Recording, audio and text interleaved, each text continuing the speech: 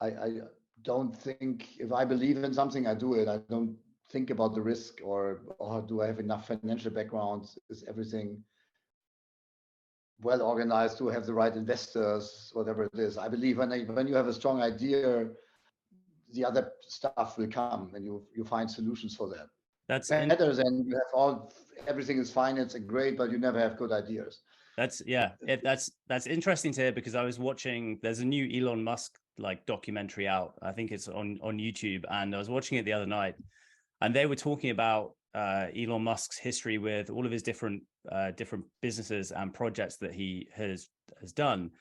And in a lot of situations where they were close to just not working out, whether it was with Tesla, when they reached a point where they were basically had no money.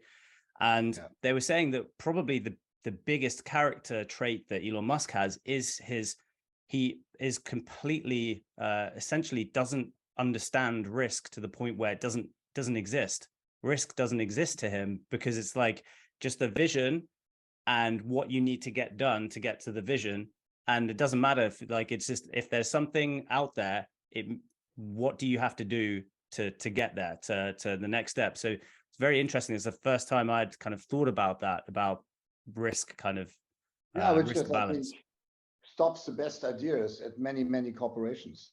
It's this risk aversity, and I think exactly. I mean, I'm on that level. It's a different ball game, but I think exactly how he thinks is like, I don't care about the losses today or whatever, because I know one day we will turn the automotive world upside down. And then we make so much money that no one looks back and says, okay, maybe we spent a couple billion, which was not necessary, but it doesn't matter anymore. Yeah. And I mean, it exactly worked out like that, right?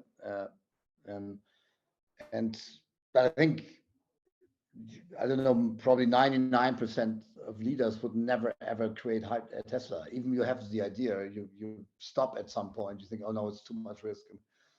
There's no end at the tunnel. We are losing money, and I have to find another 20 billion.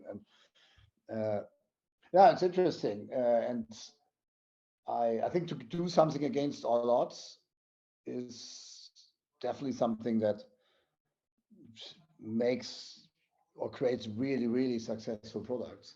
But I have to say, I'm German again.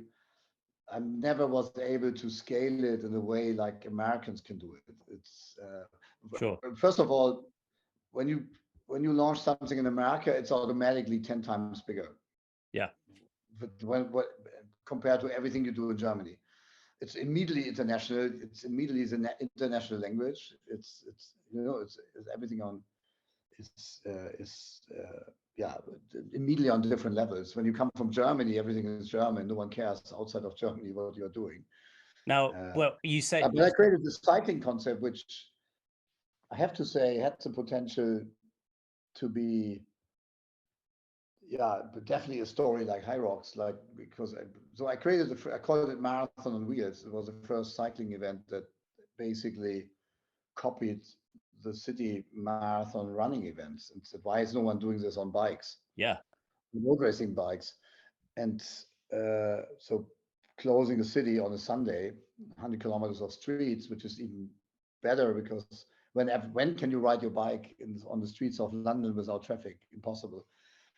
And I delivered that event, and it got very successful quickly. And it definitely, the concept had the potential to become a global movement. And at that time, I was able to collect hundreds of events across the world, but I was not too German, thinking too small. So we only did it in the German speaking world. And later we went out, and then Cape Town did it with a similar race, which Cape Argus, which became very big.